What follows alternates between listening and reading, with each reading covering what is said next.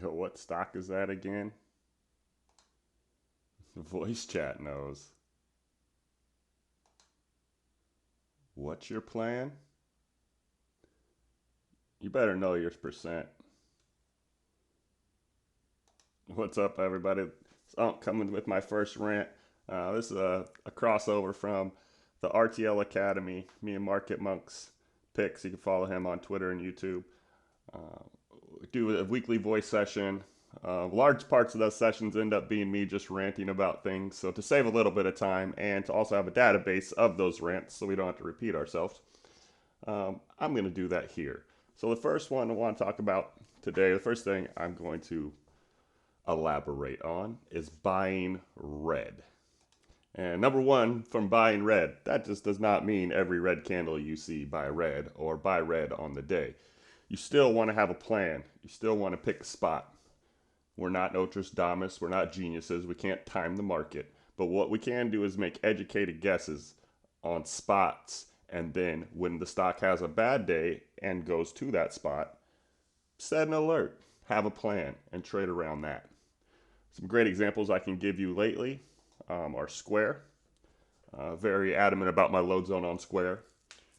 This spot, if you look at this chart historically, it's in a miserable spot.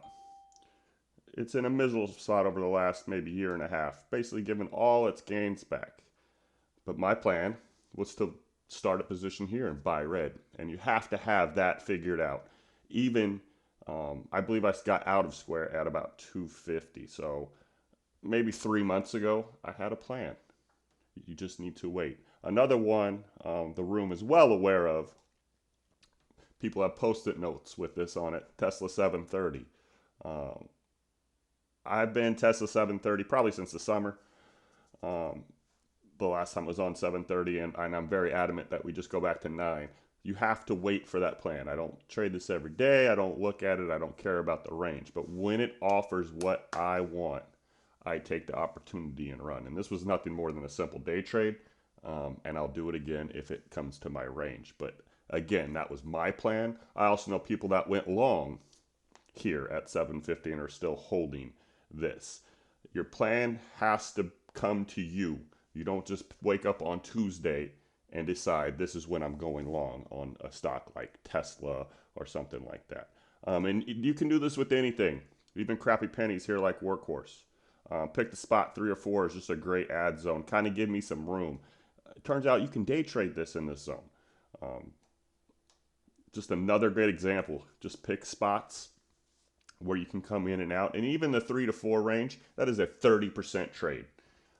Nothing to sneeze at. You could have done it twice this month, or in the last month, excuse me. But it's all about picking spots, having a plan, and you are better off buying red. And that does not mean just buy again when you see a red candle. You need to establish a zone, and when it comes into that zone and test it, that's when you start to take your position. You also want to make sure there's a range, a floor, another level of support. A good example of I can tell you, or I can show you, excuse me, of one that fell, but it definitely didn't fall to an area I picked. So when Docu fell, the day it fell, kind of came to the middle here. I charted the 218 and the 90 and said this is in the middle of a zone. Obviously, it's established some presence there. Let's see which way it goes. So I did not trade this on the initial fall. I wanted to see were we going to kind of check back up to 200 or if we were going to check down to 90. After about 2 weeks, I established that this was going to trade around 145, basically an RTL box. Is how I seen that as consolidation. As soon as it broke that downtrend from that line, we continued down to way below 90. But if you notice this thing, if you bought red, when it finally made a level that you trust, this thing was down at 76. We're back to 90 in 4 days, 5 days. We're actually at 96. So 76 to 96, $20 move. Again, 30%.